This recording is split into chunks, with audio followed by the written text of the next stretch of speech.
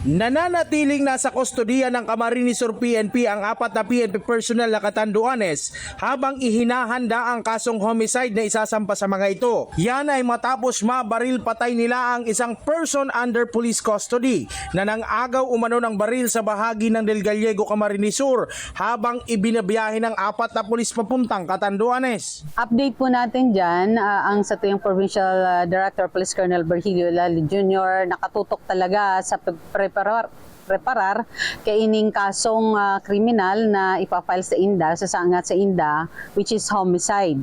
Ini po dahil sa pangapudan man kang mga kapamilya kaining PUPC na nagadan dahil nga duman sa armed encounter na sinasabi ta, kung saan na agaw kaini allegedly itong badil kang sarong policeman na sarong Galila rifle kang naitutok niya day na putok dinulag niya ini and napaputokan na daw ang mga kapulisanta ayon sa report kaya siya man pinaputukan man kaining mga nag-aresto sa iya. So ngunyan ang satuyang provincial director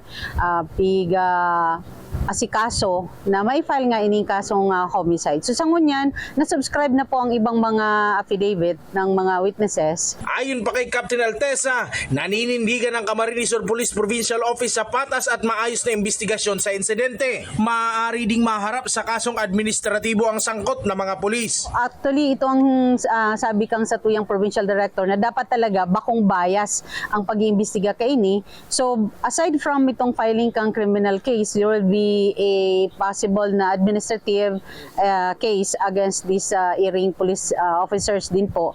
And hinihiling talaga kung ano talaga yung angkop ng mga kaso na pwedeng ma-file sa INDA. Kung may mahiling po ng mga negligence or sabi nga ni kapagbayaan na sa parte kaning mga kapulisan sa pag-secure kang sarong PUPC na dapat safe siyang makaabot from the place na kung saan siya na-aresto hanggang duman sa lugar sa police station na kung saan nag-handle kang sa iyang kaso sin may turnover duman sa korte na court of origin kang sa iyang warrant.